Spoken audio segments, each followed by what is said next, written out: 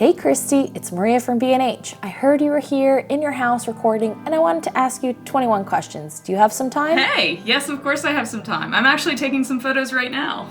Awesome. Let's check it out.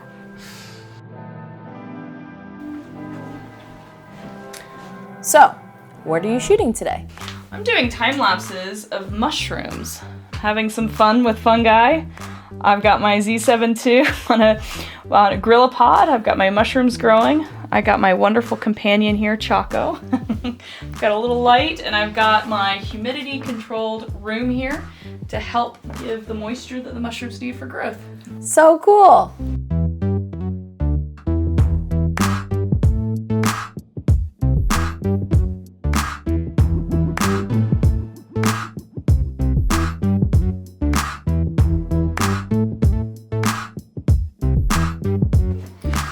So what got you started in photography and video? I got started in photography when I inherited a camera from my grandfather.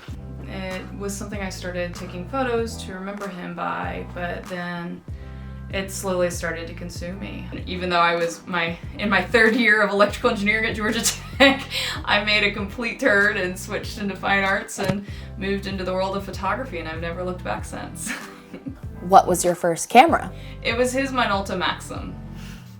And now what's your go-to camera and what's your go-to lens? My go-to camera is my Nikon Z7 II for both photo and video. It's definitely my favorite. And my go-to lens is my 500 f5.6 Nikkor lens. And what drew you to wildlife photography? For me, wildlife is something so much bigger. I feel something grand when I'm in the presence of wildlife, and I feel something, it makes me feel so great to be alive and to share this world with so many amazing animals and so much beautiful nature, that to me, going out in nature is where I feel whole. And I love photographing animals. I try to connect people emotionally to wildlife and to show that animals have characters and personalities and spirits, and use both photos and videos to do so. Your job revolves a lot around traveling. How have you adapted to the pandemic? The pandemic changed things quite a bit for me. One of the things that it opened up was I really stayed in one place and I worked really, really hard on local storytelling. I followed a group of senior citizens that meet every Friday to count insects.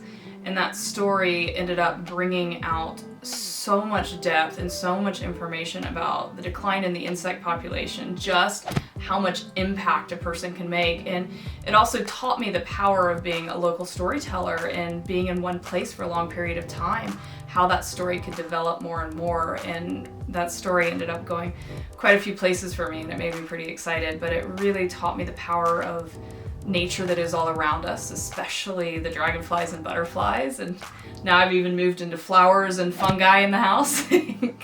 But the pandemic has definitely helped me open my eyes to see beauty that is really, truly all around us. You capture animals in such a unique and artistic way. How have you learned to master your own style? For years and years, I was actually a wedding photographer. And wedding photography taught me the power of putting emotions into photographs. When I moved into wildlife photography and when that started growing more and more, I wanted to take photos that evoked emotions. So I started looking for emotions in body language and emotions. I started studying animals' emotions and trying to put that more into my work so that I could get people to feel. But I feel that the fact that I worked on both weddings and wildlife for so long, they helped each other out, and it helped me develop a unique voice in wildlife photography. You're a Nikon Ambassador, right? And you've recently gotten your first story published by National Geographic. What does that mean to you? Being a Nikon Ambassador means the absolute world to me, to have a brand like Nikon and to be a part of a team that's just so amazing. It has opened doors that I could have never imagined, and it has been the biggest gift of my life. Getting that story published online for National Geographic was a dream come true. I remember crying when I got the phone call. Like, for me to be able to get a bigger story out there that talked about conservation, the declining insect population, the power we have as individuals to make change, and to be able to have such a big audience for that, it really was a testament to the power of photography, and it means the world to me. And You don't just shoot, you also teach, right? Tell me about what you do when you're not maybe wearing camo.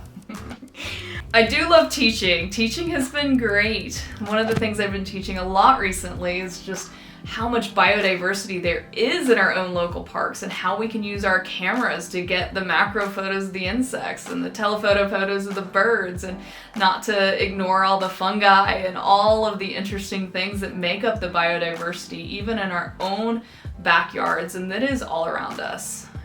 The local project that I did really opened my eyes to see so much beauty, and that you don't have to go far to produce amazing images for your portfolio. There are photos that can be taken anywhere. Do you have any projects that you're working on or that are coming up? I am currently working on the fungi project. I've got another project coming up in Bolivia that I'm really excited about that I leave for in June. But those are my two big projects. So keep an eye out, follow me on Instagram, and I will take you on those journeys. Okay, switching it up a little bit. This week is Wildlife Photography Week at B&H. What are some tips for somebody looking to get into that industry? With wildlife photography, one of the things that I push people is don't take the expected shot. Learn about your subjects, and also don't be afraid to put your own feeling and what you're seeing and experiencing when you take photos. I always ask myself, what do I see, what do I feel, and what can I eliminate when I take photos? Like, what do I see? What's the subject? Bring in as much knowledge as you can to kind of get people to connect more. What do I feel? Do I feel the chaos of the environment? Do I feel simplicity? Do I feel sorrow? Like, what do I feel, and how can I put that into the narrative? And what can I eliminate? Because everything you put in that frame is in there forever. So trying to move in a direction where the background's less distracting or anything like that goes on to that, what do I eliminate? Okay, time for some fun questions. What's your favorite animal? My favorite animal is sea lions. I'm kind of obsessed. They're like dog mermaids. They're so playful in the water, but then yet when they're on the beach, they like snore and burp, and but they're full of so many playful emotions, and I just love those animals. What's been the scariest experience while on assignment? Oh goodness. I had a bear once charge me, actually, and that was, I took this one photo and I thought it might have been the last photo of my life. I was looking through a 500mm lens, and this bear that was way off in the distance saw me and just started charging. I remember putting my camera down, and they tell you you're supposed to talk to the bear, so the bear's right next to me splashing, and I'm thinking, well, what do I say? It's like, that's when you have to think of a conversation. So I kept saying like, hey bear, I'm really nice. Like, please don't hurt me. The bear wasn't at any time gonna hurt me. The bear just wanted me out of his fishing area. But at the same time, I remember being quite scared. I definitely sat in my tent for the rest of the night and didn't talk to anyone because I was really scared. But What has been the coolest shoot you've ever been on? the coolest shoot. Well, I just got married, and right after we got married for our honeymoon, we got to swim with humpback whales. Saw this mother and child swimming up next to us, and it was like one of those moments that you only dream of. It was unbelievable. Plus, it was great to have that experience with my new husband, and it was a beautiful day. It was perfect. And what about the most challenging shoot? The most challenging shoot? My goodness, let me think. So I would say it was definitely challenging to really get into photographing the insects, like learning all the intricacies of macro photography, dealing with wind, dealing with the elements, and being able to get those sharp images while you're out in the field. That definitely took quite a bit of learning, as well as learning about using macro lights and using all sorts of different tools. But with macro, you get such a thin depth of field, so you're working with all these different variables. So being able to, once I knew that Nat Geo was interested in that story, I really wanted to elevate those photos. And Yeah, you've got all sorts of elements working against you, but it was definitely a challenge. I would say that was definitely the most challenging. Is there a place and animal on your bucket list that you haven't captured? Oh my goodness, there are so many. I don't even know where to begin. Oh, I've always wanted to photograph tigers. That's been one of my dreams, but I think the next on my list that I really want to see is I really want to see a polar bear. I'm obsessed with the brown bears of Alaska, and I really, really would love to see a polar bear and photograph them, but that's one of the ones on my list. And how about favorite snack when waiting on for that money shot? Oh, what can I say? Snickers always satisfies. It's gotta be my favorite because it satisfies that urge, but it also fills me up a bit, so I'm kind of a Snickers girl. If you weren't a photographer, what would you be? If I wasn't a photographer, I would be an engineer. I was at Georgia Tech studying to go into photovoltaic engineering, which it's funny because I joke that I'm still turning photons into electrons, but just in a different way with a camera. But that was the path I was on before photography took me on a whole different journey that I could have never expected. What's the best piece of advice you've ever received? The best piece of advice is to become an expert on the subjects you're shooting, to really learn and figure out what you can do to bring something new and different and more knowledge into the industry.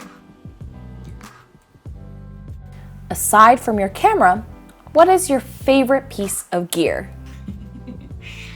Oh my goodness, besides my camera, my favorite piece of gear would definitely have to be my think tank bag. I love my Mindshift bag, having all my gear in there and having everything organized and being able to carry everything I need out on the shoot with me. If there were to be a movie about your life, who would play you? Oh my goodness. Maybe Brie Larson? I mean, come on, Captain Marvel and Unicorn Store, like, she can do everything. I absolutely adore her. And who should we interview next? Interviewing next? Oh my goodness, there's so many amazing photographers out there. I would love to see my friend Kirsten Lewis, who's a family photographer who also lives out here in Colorado. She's one of my favorite people in the whole world, and it would be beautiful to see her. Or my friend Jacqueline Greenberg, who's up in Connecticut, who does the most amazing risque boudoir work. So one of those two would be great to see. Okay, I'll let you get back to it, and thank you so much for answering all of my questions. Thank you so much. You guys have a great day.